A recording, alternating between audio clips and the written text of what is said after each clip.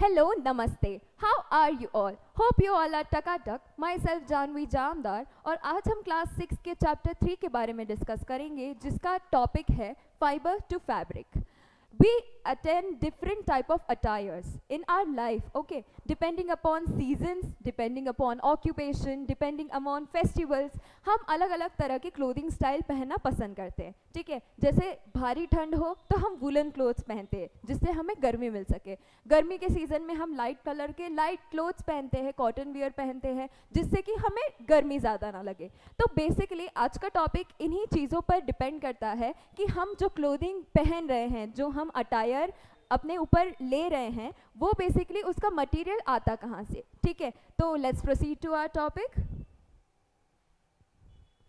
देखो, जो main basic raw content होता है जिससे एक फैब्रिक बनता है उसे हम कहते हैं फाइबर्स, ठीक है. तो what are basically fibres? Fibres are fine and continuous strands which are spun into yarn and made into fabrics. They are known as building blocks of fabrics. ठीक है. तो बेसिकली ये ऐसे फाइन स्ट्रैंड्स होते हैं, they are known as threads, kind of threads बोल सकते हैं हम इन्हें.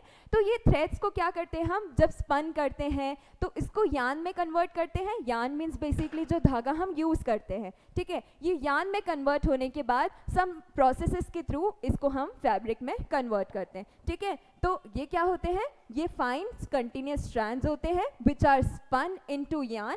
यान एक थोड़ा सा कॉम्प्लेक्स फॉर्म हो गया फाइबर्स का, ठीक है. तो यान और यान से हम क्या बनाते हैं, हमारे फैब्रिक्स बनाते हैं जिससे हमारे क्लोथ्स बेसिकली डिराइव होते हैं, ठीक है.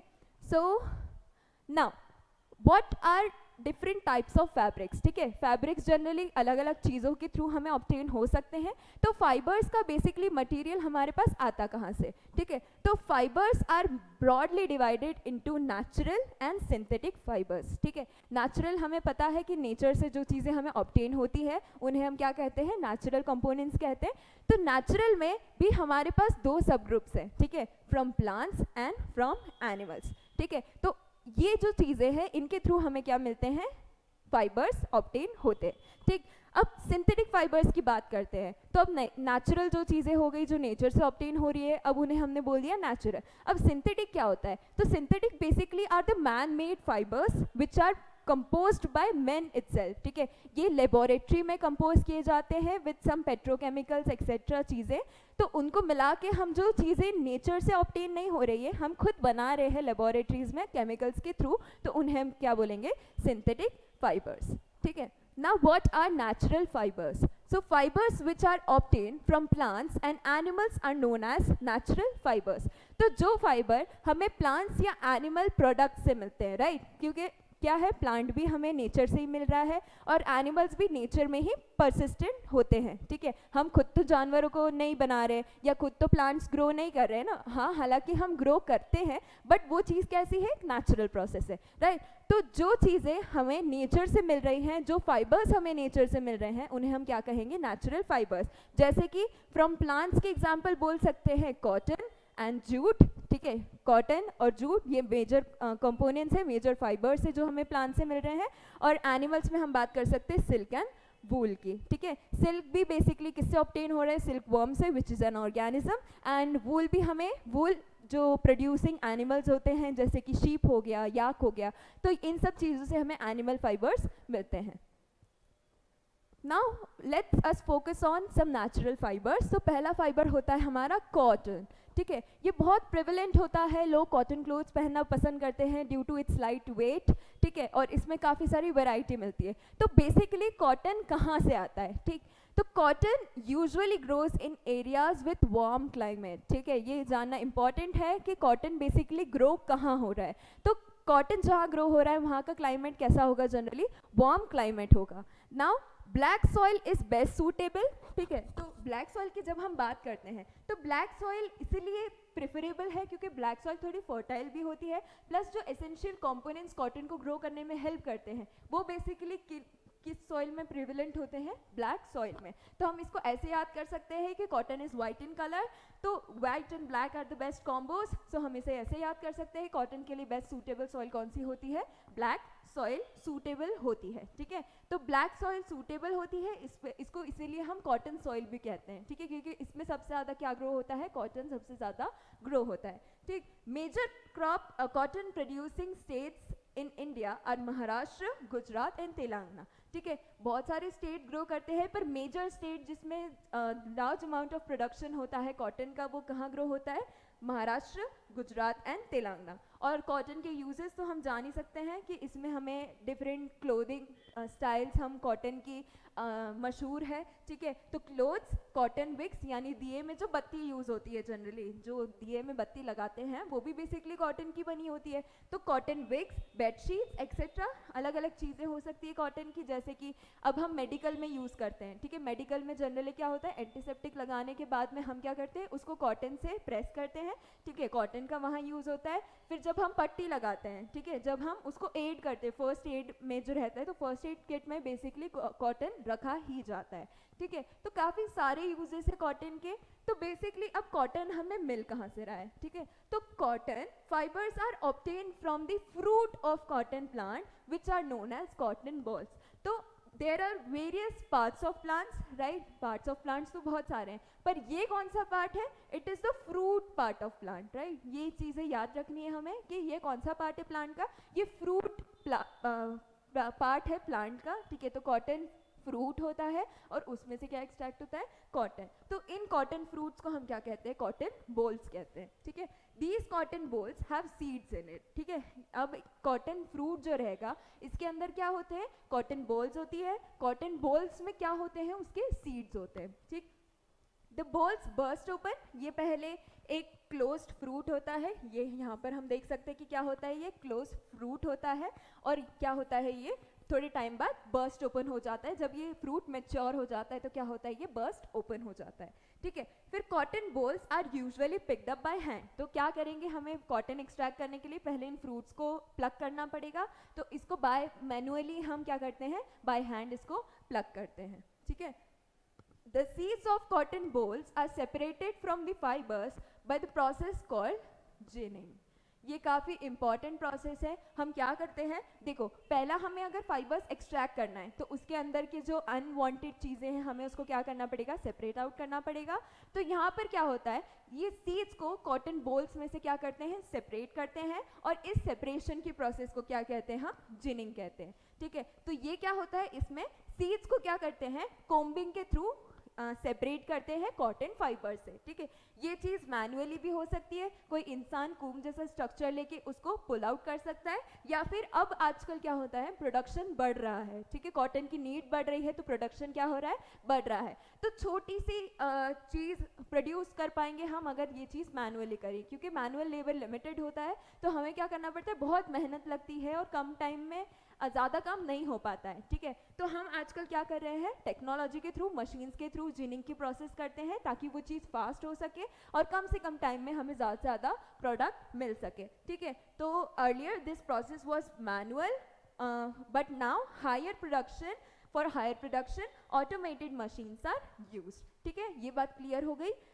अब नेक्स्ट बात आती है प्रोसेस की, ठीक है। तो प्रोसेस जनरली 3 स्टेप की होती है। पहले होता है फाइबर्स को हम लाते हैं, फाइबर्स को हम क्लीन करते हैं, ठीक है। फिर उसको काय में कन्वर्ट करते हैं, हम यार्न में कन्वर्ट करते हैं, ठीक है। Fibres are converted into yarn and yarn are later converted into the fabric which is the final product. फिर इससे हम क्या करते हैं, फर्दर क्लोथिंग स्टाइल्स को डेवलप करते हैं, right. The process of conversion of raw fiber into yarn is known as spinning, ठीक है। तो अब क्या होगा, फाइबर्स हमारे पास आ गए हैं तो इनको क्या करना पड़ेगा, हमें स्पन करना पड़ेगा और एक कंटिन्यूस थ्रेड बनाना पड़ेगा। तो वो थ्रेड क्या कहलाएगा, यार्न, ठीक है। तो यार्न क्या होगा, जो फाइबर्स होंगे जो थोड़े से कंटिन्यूस होंगे बट रफ स्ट्रक्चर होगा, ठीक है। तो क्या करेंगे, हम इसको एक सिंगल स्ट्रक्चर में कन्वर्ट करेंगे, तो उस सिंगल स्ट्रक्चर को क्या कहेंगे हम, यार्न।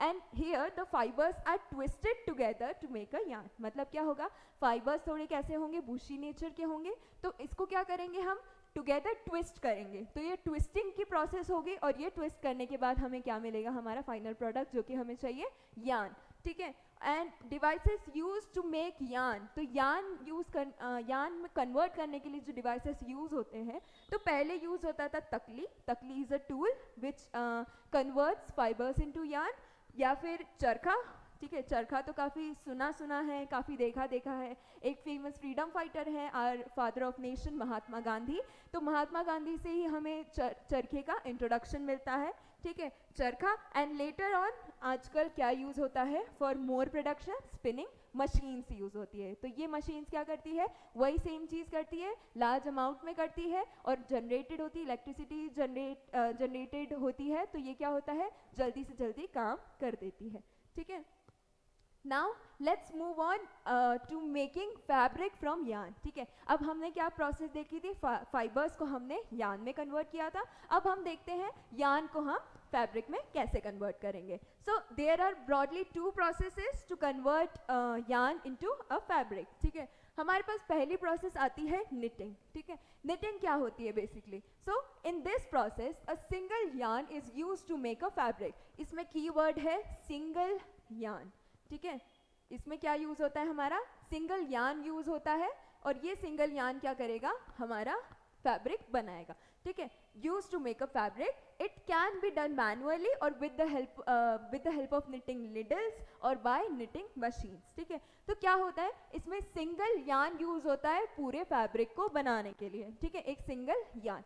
तो सिंगल यार्न इसका कीवर्ड हमेशा याद रखेंगे। ये प्रोसेस मैनुअली भी हो सकती है बाय निटिंग नीडल्स, जो कि ऊपर दिख रही हैं, ये हमारी होती है निटिंग नीडल्स, और या फिर निटिंग मशीन से, ठीक है। निटिंग मशीन्स होती है, अब यही काम क्या कर देती है, उसको और इजी कर देती है। जनरली हम देखते हैं कि दादी नानी लोग जनरली निटिंग नीडल्स से अपने वुलन क्लोथ्स को वीव करती हैं, राइट। तो ये क्या होता है, निटिंग से क्या करेगी, वो निट करेंगी उन चीज़ों को, ठीक है। तो वो फैब्रिक को यार्न और यार्न से फिर वो क्या काय में कन्वर्ट करेगी, फैब्रिक में कन्वर्ट करेगी, ठीक है। अब नेक्स्ट प्रोसेस होती है हमारी वीविंग, ठीक है। वीविंग क्या होती है, in this process two sets of yarn are arrange together to make a fabric, it is done by looms. तो अब यहाँ पर कीवर्ड क्या होगा, टू सेट्स ऑफ यार्न, ठीक है। अर्लियर हमने निटिंग में क्या पढ़ा था, अ सिंगल यार्न, एंड यहाँ पर क्या यूज करेंगे हम, टू सेट्स ऑफ यार्न, ठीक है। तो two sets of yarn when arrange together to make a fabric, ठीक है। अब ये लूम्स में होता है, तो लूम हो सकता है मैनुअल हो, ठीक है, जो हैंड लूम्स बेसिकली होते हैं, और नेक्स्ट क्या हो सकता है, जो हमारे मशीन्स हो, तो पावर लूम्स होते हैं बहुत सारे, तो यही फंक्शन को वो क्या कर देते हैं, ईजी कर देते हैं, ठीक है। So what we have just covered in this slide, knitting which is a single yarn process and weaving which is two sets of yarn process, okay. Now let's move on to our next fiber which is jute, ठीक है। तो jute क्या होता है, jute generally हम बोलते हैं कि ये भी काफ़ी यूज़ में आता है, इसे हम काफ़ी डायमेंशंस में यूज़ करते सकते हैं, इससे बोरियां बनती है, ठीक है। बोरियां जो हम बोलते हैं ग्रेन स्टोर करने के यूज़ में आता है, ठीक है। सो द जूट बैग्स जो आजकल काफ़ी प्रिवेलेंट हो गया है, जब से प्लास्टिक बैन हो गया है, तो लोग किस पर शिफ्ट करते हैं, कॉटन बैग्स या जूट बैग्स पे, ठीक है। तो jute is usually grown in the areas with warm climate, preferably with heavy rainfall, ठीक है। तो क्या होता है, jute is a water consuming plant, ठीक है। तो यहाँ पर क्या होगा, जूट को पानी ज़्यादा लगता है, तो क्या होगा, या तो फिर सॉइल में इतना वाटर प्रिवेलेंट करना पड़ेगा हमें, या फिर जहाँ ऐसे एरियाज में ग्रो करेंगे जहाँ पे क्या होती हो, हैवी रेनफॉल होती हो, ठीक है। तो हैवी रेनफॉल सीजन में ही ग्रो करेगा ये। Alluvial soil is best suitable, देखिए कॉटन कहाँ पर ग्रो कर रहा था, ब्लैक सॉइल में, और इसके लिए कौन सी सॉइल सूटेबल है, एलुवियल सॉइल। एलुवियल सॉइल क्यों, तो alluvial soil is the most fertile soil, और ये बेसिकली वाटर के कंपोनेंट्स में आती है, मतलब वाटर के रिलेशन में आती है, क्योंकि एलुवियल सॉइल बेसिकली कौन सी सॉइल होगी, जो रिवर अपने साथ ला रही है, तो it has a rich nutrient content as well as it is very fertile, और इसमें वाटर होल्ड करने की कैपेसिटी भी अच्छी होती है, ठीक है। So major jute producing states कौन से हो गए, West Bengal, Assam and Bihar, as we can see in the map, West Bengal, Assam and Bihar are major jute producing states. Now how jute plants, jute fibres are obtain, ठीक है, jute plant से हमें jute fibre मिलते कैसे हैं? तो cotton जैसे कि एक फ्रूट था प्लांट का, similarly jute fibres are obtain from the stem of the jute plant. देखिए वो फ्रूट से ऑब्टेन हो रहा था कॉटन, और ये कौन सा पार्ट होगा प्लांट का? स्टेम पार्ट होगा प्लांट का। तो स्टेम पार्ट है जूट प्लांट का। तो in flowering stage jute plants are harvested, the stems are immersed in water for a few days and later on fibers are separated। तो क्या होगा जब ये थोड़े से हार्वेस्टिंग स्टेज पे होंगे तो क्या होगा, इनको हार्वेस्ट कर दिया जाएगा, फिर इनकी जो स्टेम होती है उनको क्या करेंगे हम पानी में इमर्स करके रखेंगे, पानी में भिगो के रखते हैं ताकि क्या हो सके उसके फाइबर्स थोड़े लूज हो सके स्टेम से, और फिर थोड़ी दिन बाद हम क्या करते हैं उन फाइबर्स को सेपरेट कर देते हैं, ठीक है। Separation of jute fibres is done by the process called stripping या फिर रेटिंग। तो ये दो प्रोसेसेस का नाम है, मतलब जो फाइबर्स को सेपरेट करने की प्रोसेस होती है स्टेम से, उसको हम क्या कहेंगे, या तो स्ट्रिपिंग या रेटिंग, ठीक है। The strip fibres are washed in the wash and dried in the sun, ठीक है। तो वॉश क्यों करेंगे, कुछ इम्प्योरिटीज होंगी उसको रिमूव करने के लिए, और सन में सुखा देंगे ताकि वो फाइबर्स इजीली पुल आउट कर सकें, ठीक है। तो ऐसे हमारा जूट फाइबर हमें ऑब्टेन होगा। अब let's move on to animal fibres, जिसमें हमारा पहला फाइबर है वूल, ठीक है। वूल हम जनरली किन सीजन्स में यूज करते हैं, विंटर सीजन में। क्यों? क्योंकि ये हीट को ट्रैप करके रखता है और इससे हमें ठंड नहीं लगती, ठीक। वूल is obtained from the fleece of sheep और अदर एनिमल्स, ठीक है। अदर एनिमल्स मतलब क्या हो सकता है, या तो याक हो सकता है, लामा हो सकता है, ठीक है। So these are wool producing animals. तो ये क्या होगा generally, these are the keratin based fibres, ठीक है। प्लांट के क्या होते हैं ये, एनिमल के क्या होते हैं ये केराटिन बेस्ड फाइबर्स, क्योंकि जनरली फ्लीस मतलब क्या होगा, हेयर होगा, और हेयर में सबसे ज़्यादा क्या पाया जाता है, केराटिन पाया जाता है। तो केराटिन बेस्ड जो प्रोडक्ट्स होते हैं एनिमल्स के, उससे हमारा क्या जनरेट होगा, वूल जनरेट होगा, ठीक है।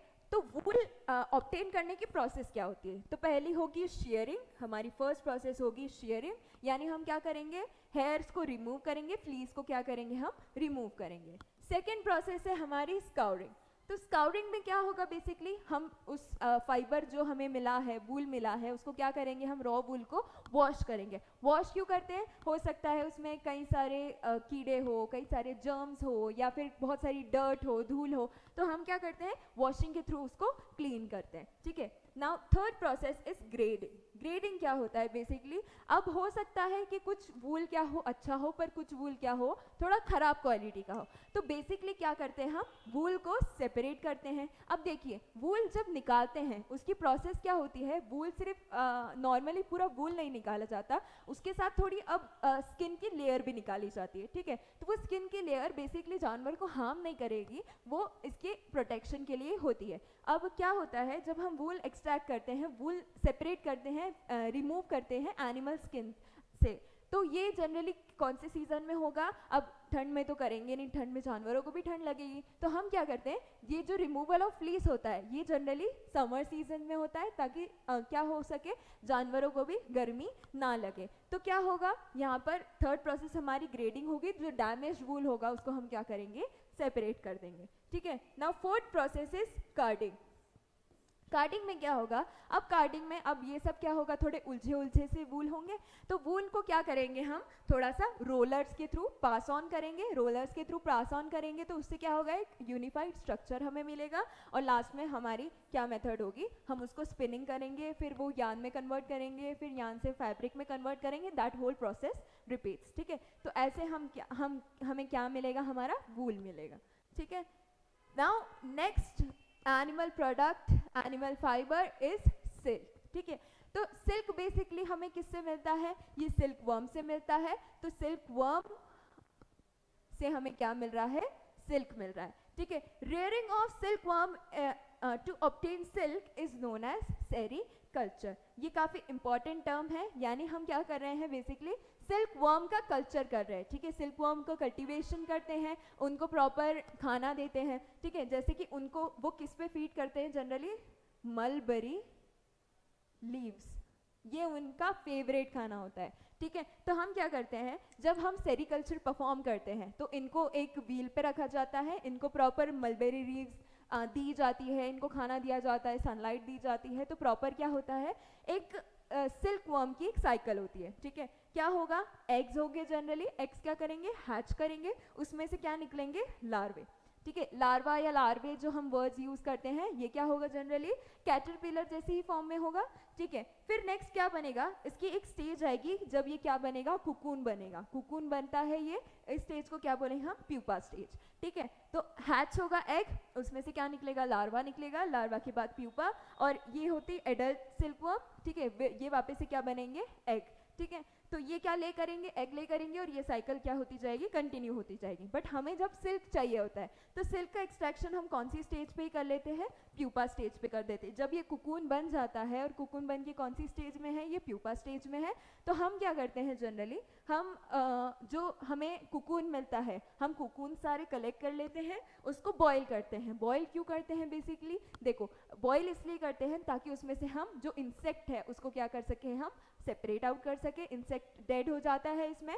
और इसके बाद हम क्या करेंगे, रीलिंग करेंगे। रीलिंग मतलब क्या होगा, आफ्टर बॉइलिंग क्या होंगे, फाइबर्स थोड़े लूज हो जाएंगे, तो फाइबर्स को हम क्या करते हैं, सिल्क फाइबर्स को सेपरेट कर देते हैं। फिर spinning, weaving and silk cloth. ठीक है, फिर वही हम यार्न में कन्वर्ट करेंगे, यार्न में उसके बाद स्पिनिंग करके यार्न में कन्वर्ट करेंगे, वीविंग करके हम उसको थोड़ा और स्ट्रक्चर देंगे, और फिर उसके बाद क्या बन जाएगा, हमारा सिल्क क्लोथ बन जाएगा। So this is a process of silkworm, sericulture and how we obtain silk, right.